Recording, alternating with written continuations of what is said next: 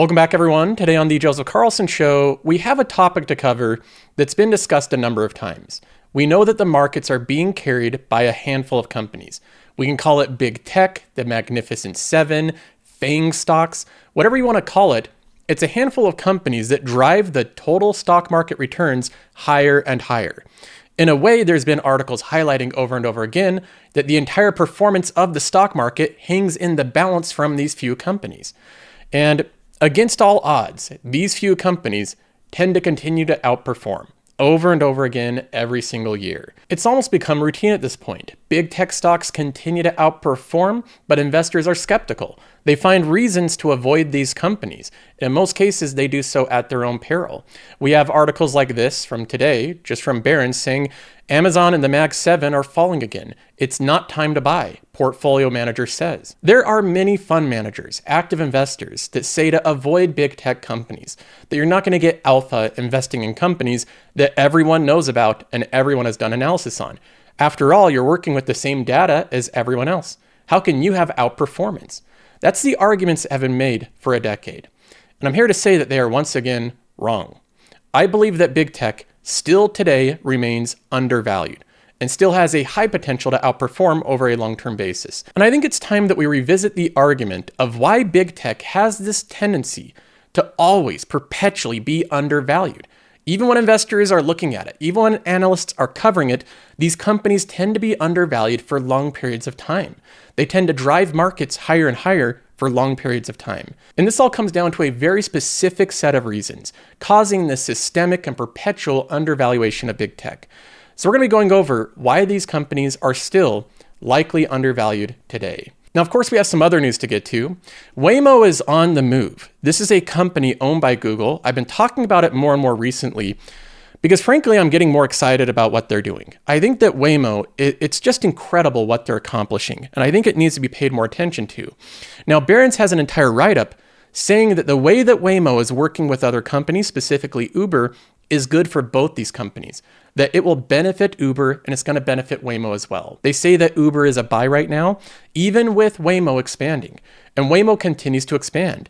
The next stop is in Washington, D.C. Waymo just announced that they have plans in 2026, next year, to have paid robotaxi rides in Washington, D.C. So they're on the move, continuing to expand. This time they're going to be driving around right in front of the White House. Now, as Google's Waymo continues to expand without much attention paid to it or celebration, it goes to this overall theme of Google being underestimated by investors. And we see more news of that. In fact, on the betting website, Polymarket, there is a bet of which company would release the best AI model by the end of March. That was a real bet, and we had the contenders here.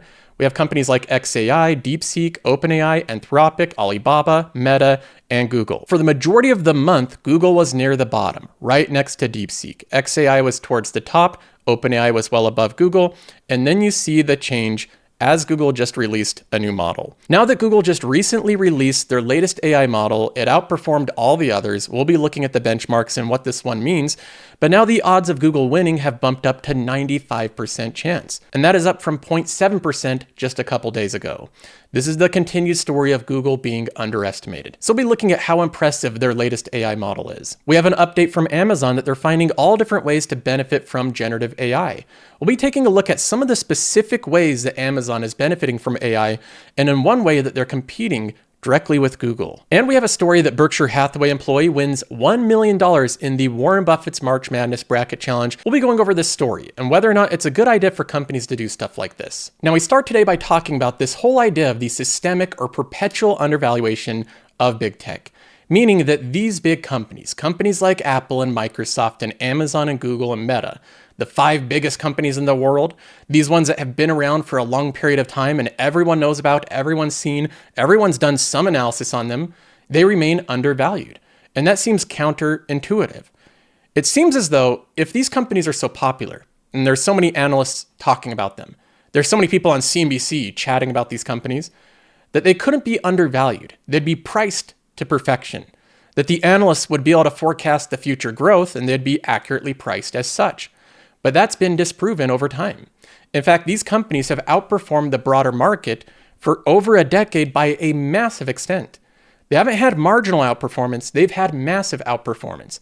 They've continued to be the biggest companies in the world year after year. They've continued to push the indices, the S&P 500, up more and more as a whole. Part of my portfolio and part of my investing strategy, and the reason that my portfolio has done so well, is in part simply because of big tech. For example, if I look at my portfolio, the passive income one, we have decent gains here, especially for the amount of time that I've had this capital invested, most of it after 2020. It's made significant gains, and that's in large part by investing in big tech. I overweighted those companies. I made them a much larger portion of my portfolio. Now, if we look at big tech currently, I have a couple holdings here that are large positions invested in big tech. One of them is Microsoft. I have $63,000 in Microsoft. That's a $21,000 gain. I just bought into Google, $46,000 in this portfolio. This one's a rather new position. It's currently down $1,000, but Apple is another key performer in my portfolio over the past 6 years. Apple was one of the first companies that I bought. I continued to overweight it as a bigger percentage than the S&P 500. Apple performed incredibly well, giving me $33,000 of gains, 246% money-weighted return over that time period. Apple was first bought at a share price, adjusted for stock splits, at around $40 in my portfolio. Now it trades above $200. So this has been an incredible performer in the passive income portfolio. Now, big tech isn't the only companies that I've done well on over the years. I've had some other random bets that have done quite well, specifically Costco and Texas Roadhouse. Those ones have helped out the gains a lot, but a lot of the easiest bets and the easiest money I've made is by simply buying more big tech. In the story fund, we can see a similar thing happen. At one point in time, this was basically a big tech portfolio. A lot of people criticize this portfolio for being unoriginal. Well, it's not that smart to just invest in big tech. Anyone can do that. Well, that's true. The goal in investing is not to be the smartest one in the room, it's to make money. Investing in big tech doesn't make you look unique or uniquely smart, but they make a lot of money. When I look at Amazon as my largest position, this one's up an incredible amount over just the past couple of years. Even when I bought Amazon high before the big drop, buying more of it during the dip and letting it compound and grow brought it from deep in the red back into the green. We have $27,000 of gains in Amazon alone. The next one that isn't technically big tech, but I throw it in because it's a large aggregation platform. It's a company that used to be a FANG stock, is Netflix. This one has been discounted now. It's been thrown out of the big tech label, but I still consider Netflix to be a big tech-like company. It is massive. They have hundreds of millions of paid subscribers. Netflix has been a substantial winner, with the majority of my value in this company being gains. $55,000 of gains in this one alone. I have another $42,000 of Google, but this position is $13,000 in the green. So another big tech company in the portfolio outperforming the indices. Then we have Microsoft, another company that's outperformed both the S&P 500 and the QQQ. $19,000 of Microsoft stock, another $7,000 in the green. At the beginning of every month, I release a report that goes over every position, the current value, the current gains, the current weighting in the portfolio for both the passive income portfolio and the story fund. It even mentions a little bit of history of companies that I've sold. And it has my overall performance in time-weighted returns from the beginning of 2022. This is before all the volatility and the big drop in the market. Since then, both these portfolios have done really well, outperforming both the S&P 500 and the QQQ. The story fund in particular has had excellent performance, mostly due to Netflix. In most cases, when investors outperform, they like to make it sound like they did something complicated, like they achieved some great feat in investing. When in reality, I didn't do anything complicated.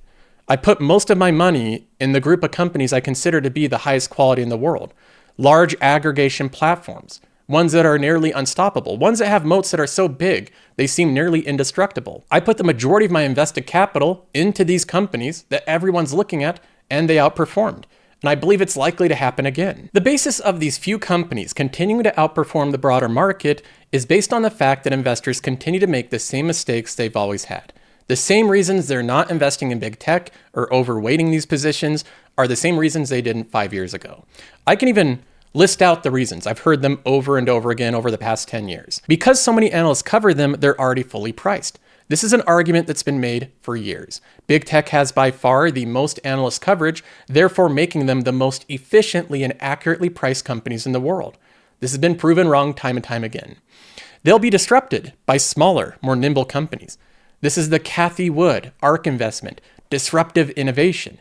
Big tech are old and slow moving, so they're going to be disrupted by smaller, more nimble companies. That's been proven wrong over the past 5 years. They've gotten too big. The laws of large numbers will kick in. That's just the general idea that these companies are already so big, how can they continue to grow bigger?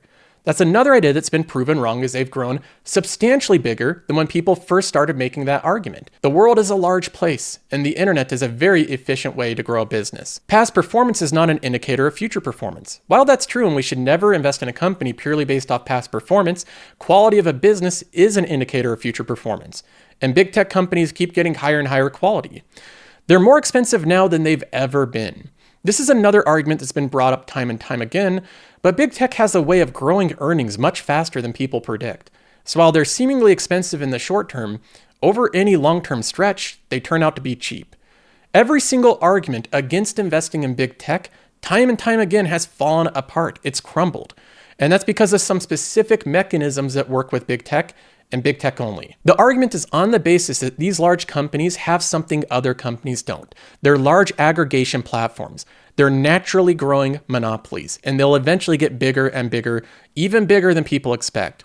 Big tech and the emergence of the internet era aggregators and platforms require a fundamental rethink in how we structure our investment portfolio.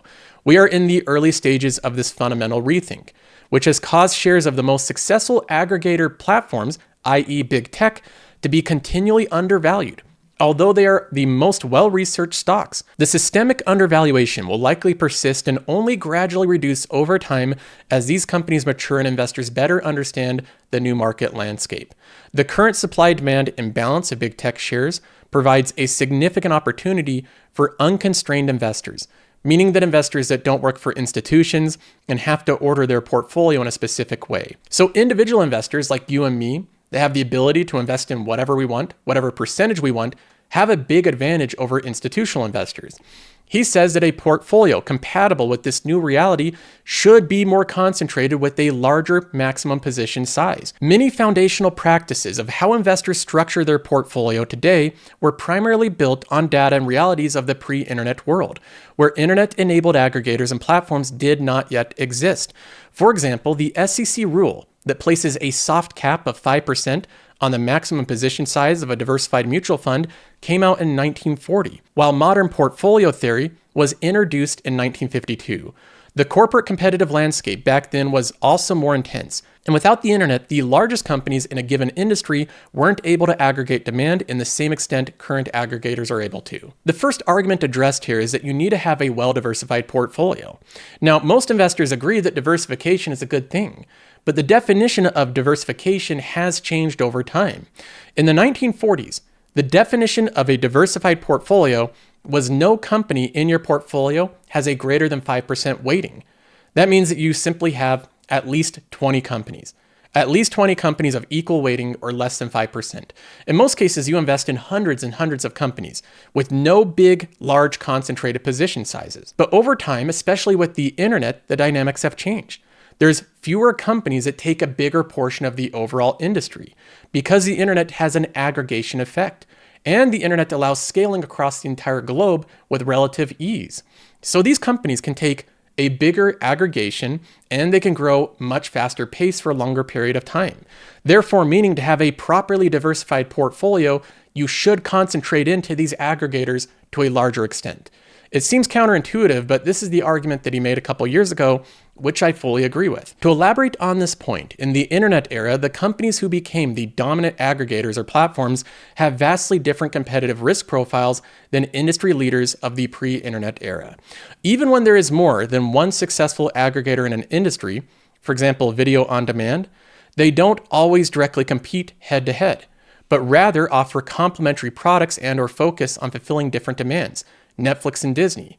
Disney's not a direct competitor to Netflix.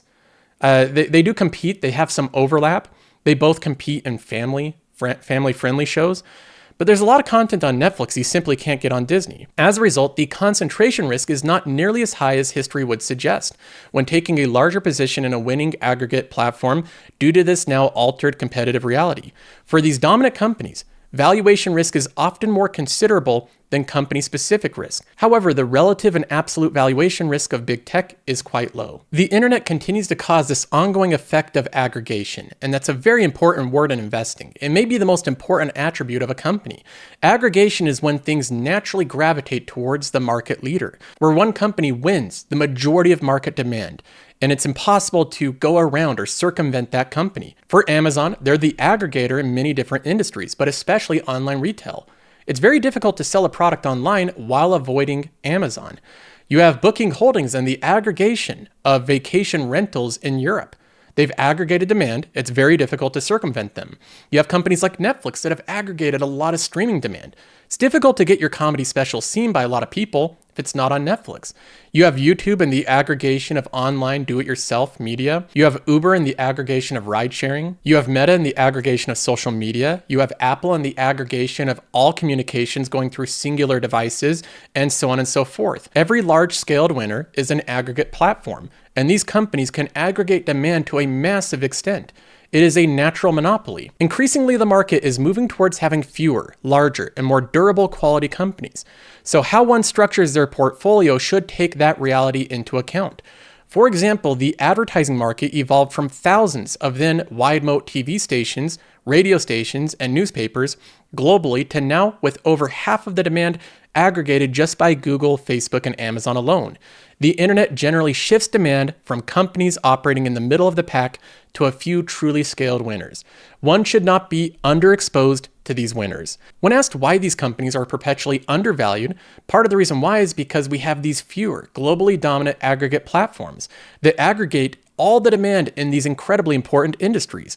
They generate enormous amounts of excess profits, but they're only in the hands of a few companies. So investors naturally are hesitant to have their portfolios resemble this new reality, that the majority of your money should be in these few great companies. Most investors want to take the more conservative approach, the more risk-averse approach of instead of investing most of their capital in these great companies, they diversify in the name of lowering risk in their portfolio. But they may actually be increasing risk by underexposing themselves to the best companies in the world, the most risk-adverse, the best business models, the biggest aggregate platforms. And this is part of the reason that these companies could remain undervalued all the time, is investors are unwilling to invest in them at the extent they deserve to be invested in. Therefore, they don't have the supply-demand economics of a normal company. Given how market participants currently behave, a significant portion of the future demand for big tech shares may come from retail investors. This cohort of dollars is increasingly going to skew more conservative. Nonetheless, the incremental retail demand will come from two sources: those who already own it and they want to own more big tech, and those who don't currently own it. The more mature big tech becomes, the broader the appeal of the shares. More specifically, the stronger appeal to the more conservative investors who hold a lot of the incremental demand. Microsoft and Apple are on the more mature and less undervalued side, while Amazon and Facebook are on the less mature, more undervalued side, and Google is somewhat in the middle. Things that help broaden the appeal of shares include capital efficiency, stable and increasing earnings, dividends, the volatility of the core business, limited capital commitment to moonshot investments. So this is the qualities of a more mature company, one that's a bit safer. As big tech moves more and more to this type of situation, they bring in another entire cohort of investor. All the conservative investors start piling in. All the dividend investors start buying the stock. All the ones just looking for the more Coca-Cola-like companies start to pile in. And that's what's happened to Apple. Part of the reason that Apple is such a great investment, and it's done so well, even though the growth has slowed, is because of these reasons. It's now a capital efficient business with stable growing earnings. It has a growing dividend. The volatility of the core business is very low, and it has limited capital to moonshot investments. They're only doing stuff that's mostly tried and true. So Apple has attracted every cohort of investor. So Apple has broadened the appeal of their shares. Their shares now have maximum demand from investors. Now, Apple is on the more mature side, and it's less undervalued than the rest of big tech. But these other companies, specifically Amazon, remain on the more immature side. Amazon does not appeal to every type of investor. They don't pay a dividend, they're not doing buybacks, they're not doing many things that attract a large cohort of investor. Amazon most clearly exemplifies the above-mentioned supply-demand imbalance of a company's shares. On the demand side, Amazon does little to appeal to more conservative investors. Current accounting earnings are small compared to the company's true earnings potential, which, in conservative investors' minds, casts doubts about the ultimate degree of long-term profit potential.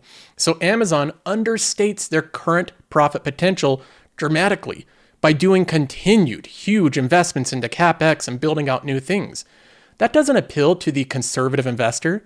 They want companies like Apple that are producing profits today. Amazon continues to invest heavily in its core business as well as various moonshots. So investors that are conservative, looking for stable profit growth over time, don't care about these moonshot bets. They don't want to invest in companies that have this type of risk. The company provides zero financial or other disclosures regarding moonshot investments. Amazon is very opaque of what they're doing with their research and development. They don't give you much insight at all in what those $70 billion per year is being spent on. Amazon pays no dividend. That's another thing where they're not trying to attract investors through their capital allocation. If Amazon wanted to broaden the appeal, if they wanted to make their company more attractive to every cohort of investor, they'd basically do everything the opposite of what they're doing today and look more similar to Apple. On the supply side, Amazon is the only big tech company that doesn't engage in buybacks today. So they're not trying to woo investors in by lowering the share count and making it so that other investors that are nervous about the company can exit without the stock price going down. Buybacks are a massive thing that investors look for. Amazon does none of it. This large imbalance likely makes Amazon the most undervalued big tech company today. Now, prices have moved around a little bit. Amazon has come up in share price, but overall, the argument remains the same. Amazon is not nearly priced to the full extent it will be over time, as it matures and becomes a more Coca-Cola-like company, as it includes more investors from more cohorts, more investors from the dividend growth category, more investors from the buyback category, more investors looking for the stable earnings growth and free cash flow per share growth. All the investors that are looking for a more stable, mature company will come to Amazon over time, pushing up the share price. But it's not there yet. So this company, very similarly to Google and Meta, remains undervalued. Now moving on, speaking about aggregation platforms, this is a story from Barron's that's bullish on Uber. And Uber, of course, is a massive aggregation platform of ride sharing. Part of the success of Uber is dependent on whether or not they can keep those sticky dynamics of a network effect. Now, Barron's is overall very bullish on Uber. They think the stock is a buy like many other people right now. And I find their argument for it pretty compelling. They say shares of the ride-sharing company have been stuck in neutral since October, when Tesla announced that production of its first robotaxi that would begin in 2026. Now, this is where two different groups of investors are being separated. Many Tesla investors don't like Uber. Many Uber investors don't invest in Tesla. And you see the dynamic here. Now, there are some investors that are invested in both, but I think those are few and far between. In most cases, investors are betting on one of these two outcomes. Either Uber keeps its network effects, it remains a large aggregate platform, or Tesla disrupts it. That's one of the two outcomes that Tesla investors believes will happen. Now, this dynamic of companies like Tesla saying that they're going to control the world with robotaxi, and people like Cathie Wood saying it's going to 10x in 5 years, all these people believing it's going to scale super fast into every market, has created a bit of uncertainty with Uber. Investors are in a bit of skepticism. Uber is being treated as though it's just an uncertain future, and some of that is true, not just from Tesla, but you also have Waymo, which is proven, tested, and working in multiple markets. They're expanding from market to market with their autonomous vehicle business. Waymo's already accepting 200,000 paid rides per week. So that is a real tested business that could become a competitor to Uber. Now, they don't believe that's an issue. The ride-sharing issues are overblown. Uber could be seen as a partner, not a victim of autonomous vehicles. The company already works with Waymo in Atlanta and Austin, Texas, and could join up with it in other cities as well. What's more, Uber's app is more than 171 million phones, and its businesses, which also include food delivery and advertising, are well diversified beyond providing cars to passengers. With the stock's valuation cut in half over the past year, now looks like the time to buy. They mentioned that the valuation for Uber has been cut in half over the past year. That seems a little extreme, but if we bring up Uber here on Qualtrim, which by the way, you get access to this website if you join the Patreon, but if we look at the valuation of Uber over time, we can easily see this on the valuation chart.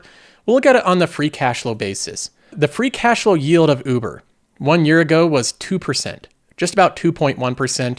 In early 2024, it moved up to 2.7%. Now, as this number goes up, the company becomes cheaper on a free cash flow basis.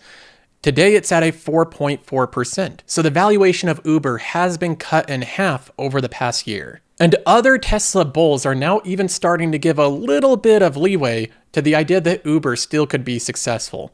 Dan Ives being one of them. Quote, "You have the possibility that the autonomous debate starts to swing in their favor."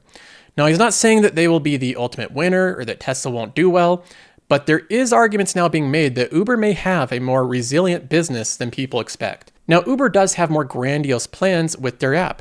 They don't just want to be a ride-hailing platform. They want to be a one-stop shop for rides, food, and booking travel. So they want to become competitors to Expedia or Booking Holdings. Now, there's even rumors of Uber potentially buying or acquiring Expedia Group. This is a company that the CEO of Uber was the former CEO of. So he knows the business really well. But either way, if Uber does get into travel, that expands their total addressable market even more. And remember, they have a lot of people already using their app. This is a company that exhibits a lot of the traits of an aggregate platform. So many users already using their application that they can continue to aggregate demand, they can continue to expand in different verticals. And this is part of what makes Uber such a compelling investment. But this is one that I consider myself more close to buying than other companies. Now finally, we get to another piece of funny news here. I thought this was amusing.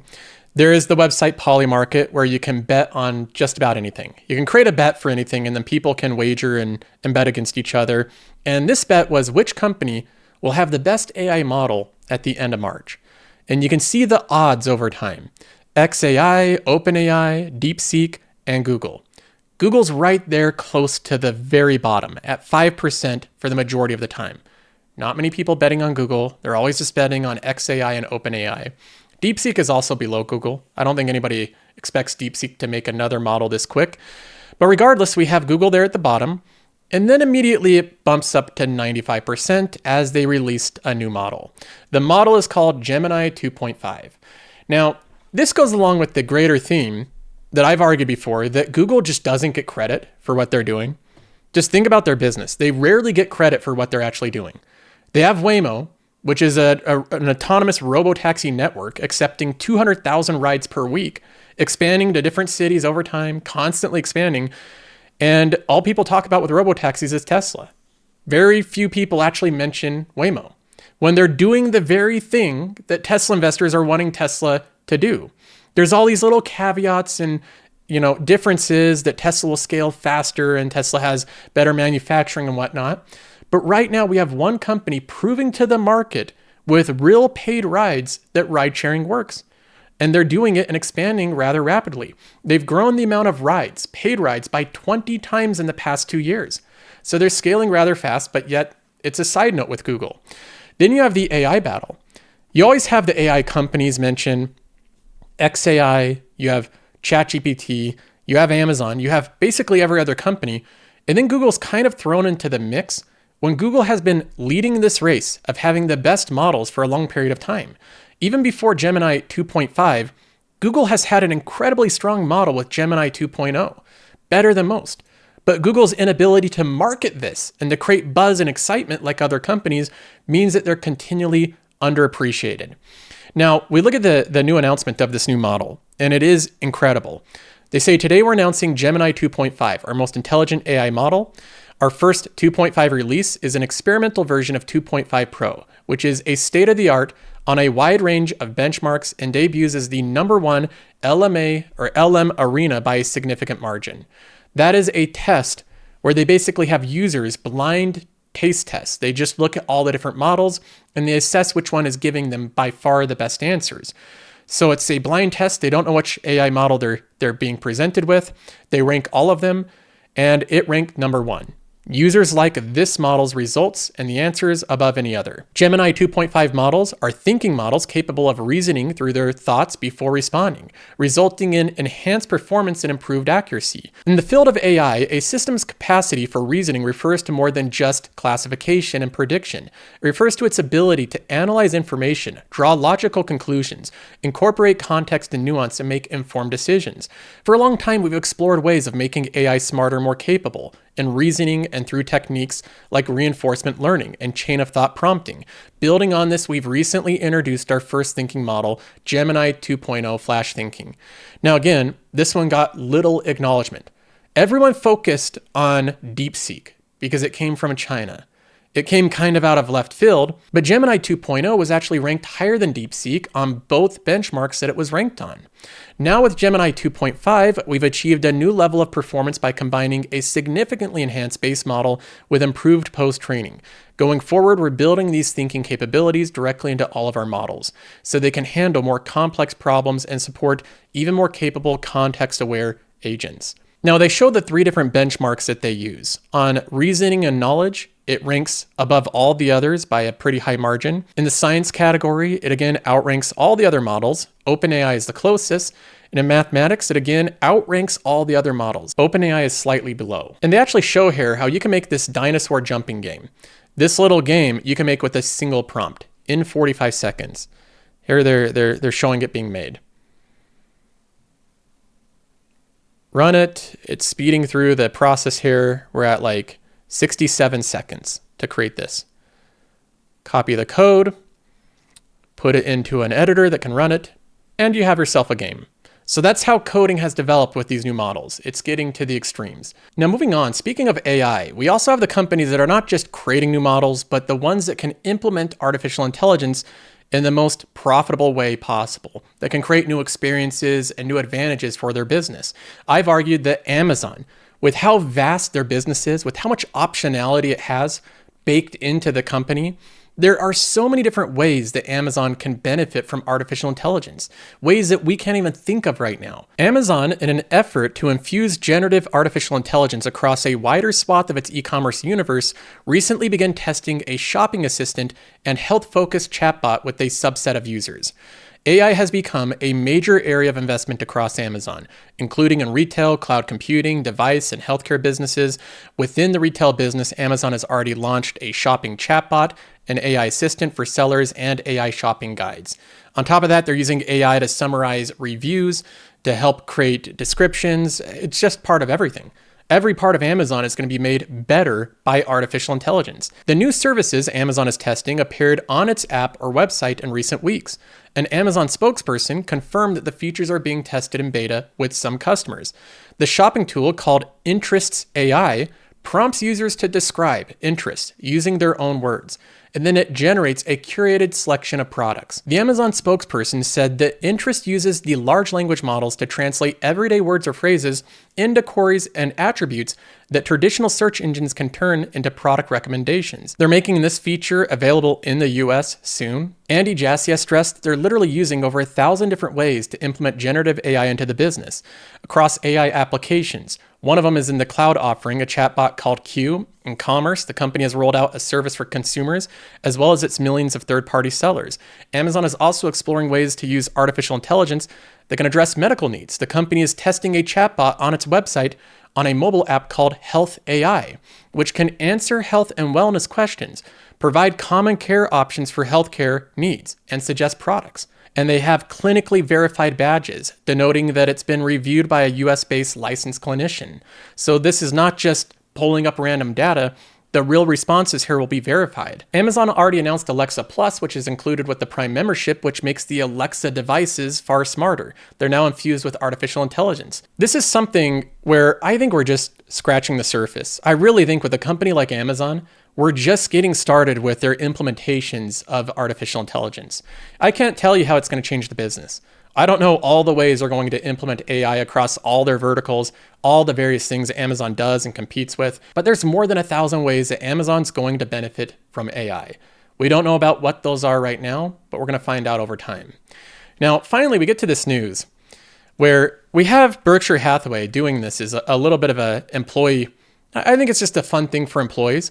Berkshire Hathaway employee wins $1 million in the Warren Buffett's March Madness Bracket Challenge. This is the first time in nearly 10 years a Berkshire Hathaway employee claimed Warren Buffett's $1 million grand prize for his company's NCAA bracket contest. This anonymous employee from the aviation training company Flight Safety International, it's a subsidiary of Berkshire, won the annual internal bracket contest after correctly calling 31 of 32 games in the first round of the men's basketball tournament. This is by far one of the coolest things I've seen a company do. Give out $1 million to a random employee, not entirely random, but one that fills out the NCAA bracket competition correctly. It'd just be a fun thing. Wouldn't that be insane in the company you work for? Being able to fill that out and have a chance of winning $1 million? There's no downside. You're not gambling. You don't lose anything if you don't win. But you get to see potentially someone in the company that's been working their normal job, doing the same thing every day, have their life randomly change from filling this out correctly. I think this is something just fun, and more companies should do it. And even the people that were runners up, the 11 that won $100,000, that's also a life-changing amount of money. I mean, that really is such a cool thing to have happen. So Warren Buffett does it again. One of the cooler things a company's done that I've seen over the past year. That's going to be it for this episode. Hope you enjoyed. See you in the next one.